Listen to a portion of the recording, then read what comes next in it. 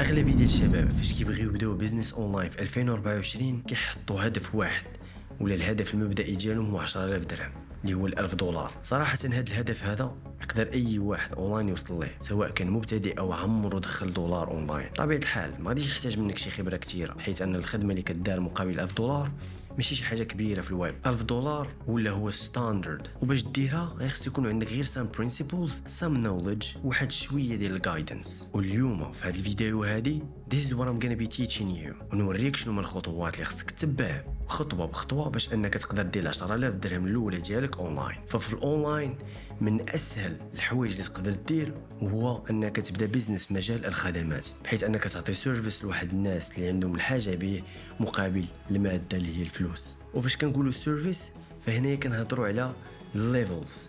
هاد الليفلز هما اللي كيحكموا على شحال انك غادي تدخل من هذا الاونلاين وشحال ديال الجهد غادي دير في هذا السيرفيس. الحاجه اللي غادي نقدر نقول لك فهو راه من سهل عليك انك تصيب او انك تخلق واحد الخدمه في ايتها مجال. الحاجه الوحيده اللي خصك انك تكون كتعرف ديرها وانك تعطيها قيمه. فلما حطيتيهاش في المكان الصحيح فانا نعرف القيمه ديالها سواء الماديه او المعنويه عند الانسان فراه لا شيء.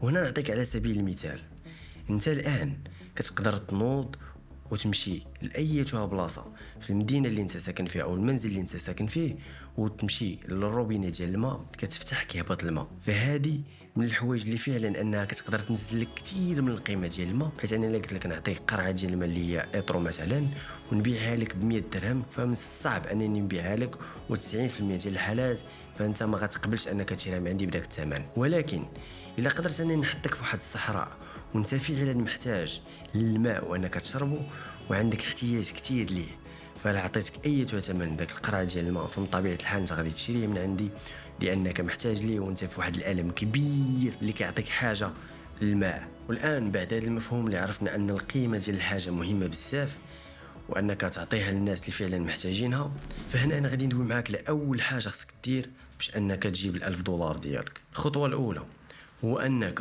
تختار خدمه ذات قيمه عاليه. في 2024 كاين بزاف ديال الخدمات اونلاين كل وحده والقيمه ديالها، بحيث ان وحده كتلقى الثمن ديالها طايح والاخرى كتلقى الثمن ديالها عالي وبزاف. فانا غادي نقول لك خذ الخدمات ذات القيمه العاليه. ففي الخدمات ذات القيمه العاليه فاحنا في 2024 كاين بزاف ديال الخدمات متواجده في السوق اللي وحده القيمه ديالها طايحه بزاف حيت بزاف ديال الناس كيقدروا يديروها او الكثير من الناس كيقدروا يديروها. كاين خدمات ذات قيمه عاليه اللي قليل ديال الناس كيعرفوا يديروها او انهم يقدروا يتقنوها ويوفروها لواحد النوع من الزبناء. نعطيك على سبيل المثال هنايا الكلاينت اكويزيشن. الكلاينت اكويزيشن هي خدمه اللي 90% من البيزنسز اونلاين ولا اوفلاين كيحتاجوها، بحيث انك كتقدر توفر لواحد البيزنس زبناء جدد عن طريق استراتيجيات اللي نتايا كتحطها. فمن بعد ما كتختار الخدمه ذات القيمه العاليه ديالك فهنا اوتوماتيكلي كتشوف شنو هما النيتشز اللي كيحتاجوها. هنايا كنقصد بالنيتشز اللي كيحتاجوها اي طريقه باش انت كتقدم ديك الخدمه، بحيث انا غادي نعطيك على سبيل المثال بيزنسز اللي كيقدروا يحتاجوا واحد النوع ديال الكلاينت اكويزيشن بواحد النوع ديال السكيلز، واحد النوع اللي يقدر ما يحتاجوش بتاتا. مثلا الا قدرت نقول لك انايا مثلا كندير الكلاينت اكويزيشن باستعمال الكونتنت، اي انني كنصيب كونتنت للبيزنس اونرز وهذاك الكونتنت هو اللي كيعاونهم انهم يجيبوا مور كلاينتس. هنا على سبيل المثال الا قلنا لك انا غادي نديروا كونتنت لواحد ريل استيت ايجنسي، فمن طبيعه الحال هذا الكونتنت غادي يعاونهم انهم يجيبوا مور كلاينتس او مور ليدز، اي زبناء محتملين. الا مشيتي قلتي لي بلي انك غادي تمشي تصيب ويب سايت على انه واحد من الاساسيات باش انهم يقدروا يجيبوا كلاينتس، فهنا نقدر نقول لك هنا راك فهمتي النيش ديالك مثلا بطريقه غلط، بحيث ان الايجنسي الكونتنت غيقدر يجيب ليها مور ليدز بسرعه اكثر، بحيث ان الويب سايت غيخصك مازال بزاف ديال الجهد في الاس يو على المدى الطويل باش انك تجيب لهاد الايجنسي مور كلاينتس، بحيث انك 90% ديال الكيسز غادي تخسر هاد الكلاينتس هادو بسهوله. الخطوه الثالثه هو انه السيرفيس ديالك اللي غادي تقدمه للنيش اللي اختاريتيها خاص يكون موسط واحد الاوفر اللي سمعوه النيش ديالك او التارجت اودينس ديالك يقولوا فعلا انت راه قادر تعاونهم واللي على استعداد انهم يكستشينجيو معك المال مقابل الخدمه اللي غادي تعطيهم. هنا نعطيك على سبيل المثال انني غادي نمشي عند ايجنسي وغادي نقول لهم ماشي انني غادي نقدر نصايب لكم الكونتنت باش تجيبوا ليدز، بل غادي نقول لهم بلي انني في 90 يوم قادر انني نعاونكم استراتيجيا باش انكم تجيبوا بلس 20 leads every day. فهنايا من بعد ما اننا حطينا السيرفيس اللي غادي نعطيوه للناس وسط واحد الاوفر اللي الاستماع ليه كيبان مغري كثيرا، ولا قلتي ولا غادي تحس براسك انك ضيعتي فرصه، فراك نتايا 100% قدرتي انك تطبق الخطوه الثالثه بنجاح، ولا غادي يخليك من طبيعه الحال فيما غادي تمشي عند بروسبكت ولا ليد بالنسبه للايجنسي ديالك ما غاديش يقدر يقول لك لا، حيت هو راه في بين وقدرتي تفهم البين ديالو وقدرتي تصايب واحد الاوفر اللي غادي يعاونوا عليها. الخطوه الرابعه هو انه خصك تشوف واش نتايا فعلا قادر انك تقدم هذه الخدمه شخصيا بوحدك، ولا غادي يخصك شخص اخر اللي يقدر يعاونك في هذا البيزنس. الا كان غادي يخصك شخص اخر فانا كنقدر نقول لك من الاحسن انك ما تاخذش الخطر مع الليد الاول ديالك او الكلاينت الاول ديالك، بحيث انك خصك ديليفري ليه ذا بيست كواليتي باش انك ما تضيعش الريبيوتيشن ديالك. وكاين العديد من الطرق باش انك تقدر تلقى ناس اللي يقدروا يخدموا معاك، يا فيسبوك جروبس اللي هما عندهم اختصاص بداك المجال، يا ويب سايتس اللي كيديروا سيرفيسز اونلاين ديال شلل الخدمات اللي تقدر نتايا تكتشفهم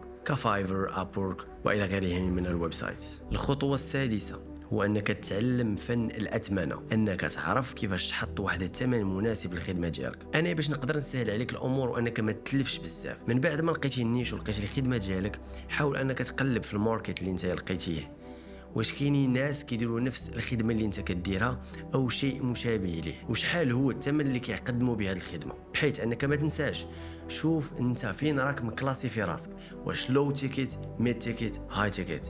انا غادي ننصحك انك تكلاسي في راسك هاي تيكيت، حيتاش الخدمه هاي تيكيت كيكون الثمن ديالها مرتفع والناس اللي كتعامل معهم كيكونوا احسن، بحيث انه داك المبلغ اللي كيخلصوك ما تيكونش مهم ليهم بزاف في اغلب الاوقات. من بعد ما كتشوف المنافسين ديالك شنو هما الاثمنه اللي حاطين، حاول تشوف الخدمه اللي كتقدمها مقارنه مع القيمه والثمن اللي كتعطيهم، واش كيحترموا الاثمنه ديال الماركت ولا لا. الا كنتي كتعطي قيمه اكثر بنفس الثمن اللي كيعطيه الماركت فانت راه غادي اوتوماتيكلي تربح بزاف ديال الكلاينت مقارنه مع المنافسين ديالك. الا كنتي كتعطي فاليو قل بنفس الثمن فعرف انك غادي تخسر بزاف ديال العملاء او انك تخسر بزاف ديال الزبناء محتملين. باش انني نقدر نسالي هذا الفيديو غادي نبغي نعطيك جوج ديال النصائح مهمين بزاف في هذا الماركت. اول حاجه دونت كابي كات، ما تقلدش بتاتا كاع المنافسين ديالك او اي واحد شفتيه في الماركت. تراي تو بي يونيك، حيت من بعد ما انك كتغير نفسك في الماركت بزاف ديال الناس اللي متشابهين مع بعضياتهم كيخليوك انك تبان مختلف ومتميز عليهم، وهذا الشيء اللي كيعطيك بوتنشال في الماركت وكيزيد يعطيك مور ليفرج باش انك تقدر تدخل اكثر ديال الفلوس. والنصيحه الثانيه انك تسمع لا، وانها تجيك واحد ريجكشن ولا تجيك واحد الاوبجكشن